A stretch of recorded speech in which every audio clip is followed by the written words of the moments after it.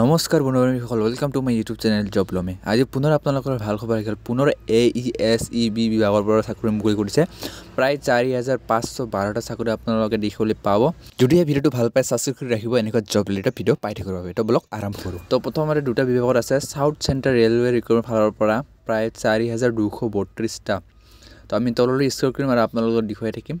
যদি আপোনালোকে ইণ্টাৰেষ্ট হয় আবেদনসমূহ কৰি ল'ব পাৰিব। আৰু লাষ্ট ডেটটো আপোনালোকে দীঘল পাইছে 27/1/2025। তো আপোনালোকে এই তাৰিখৰ ভিতৰতে আবেদনসমূহ কৰি ল'ব পাৰিব। তো ইয়াত দেখাইছে দক্ষিণ মধ্য ৰেলৱে বৃহৎ নিযুক্তি।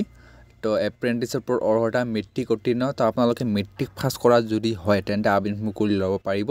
অৰ্গেনাইজেশ্যন নেমখন আপোনালোকে লিখিছে সাউথ চেণ্ট্ৰেল ৰেলৱে আৰু পোষ্টৰ সংখ্যা আপোনালোকে দেখিছে 4232টা। আৰু এডুকেশ্যন কোৱালিফিকেশ্যন 10th আৰু ITI বিচাৰিছে। জব টাইপ আপোনালোকে দেখিছে চেণ্ট্ৰেল গভৰ্ণমেণ্ট জব আৰু এপ্লাই আপোনালোকে অনলাইন যোগে দেখিবলৈ পাব। ইয়াতে বহুতো ভেকেঞ্চি আছে আপোনালোকে দেখিবলৈ পাইছে নম্বৰ কি ভেকেঞ্চিত কি ক্ষেত্ৰত। তো ইয়াত দেখিছা AC মেকানিকত আপোনালোকে 140টা ভেকেঞ্চি দেখিবলৈ পাব। তাৰপিছত কাৰ্পেণ্টাৰত আপোনালোকে 42, ডিজেল মেকানিকত 142, ইলেক্ট্ৰিচিয়ানত আপোনালোকে 1000ৰ ওপৰত দেখিবলৈ পাব। আপোনালোকে চাই ল'ব, এনেকুৱা বিভাগত বহুতো পোষ্ট আহিছে।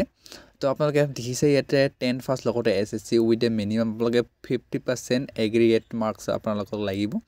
তো আপোনালোকে এজ লিমিট ক'বলৈ গ'লে মিনিমাম 15 বছৰৰ পৰা 24 বছৰৰ ভিতৰত আপোনালোকে হ'লেহে আবেদন কৰিব পাৰিব। কিন্তু SC ST সকলে 5 বছৰ আৰু OBC সকলে 3 বছৰ আৰু PWD সকলে 10 বছৰকৈ লিষ্ট পাব।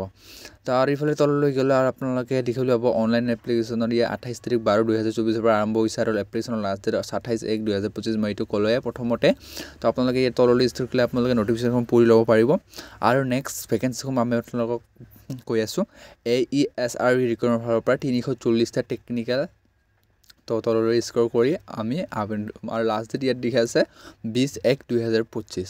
তো অসম অভিযান্ত্ৰিক সেৱা নিযুক্তি বৰ্ডৰ চাকৰি 340টা, প্ৰপক্ত কাৰিকৰী জ্যেষ্ঠ প্ৰশিক্ষক আৰু লাইব্ৰেৰিয়ানৰ খালী পদ। এপ্লাই আপোনালোকে অনলাইন যোগে আবেদনসমূহ কৰি ল'ব পাৰিব। যদি আপোনালোকে ইণ্টাৰেষ্ট হয় আবেদনসমূহ কৰি ল'ব পাৰিব।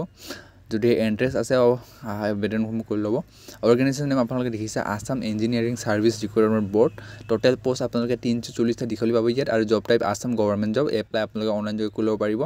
Civil engineering, mechanical engineering, electrical engineering, chemical engineering, computer science and engineering, instruction engineering, agriculture engineering, electric and technological engineering, mechanical engineering, industrial and.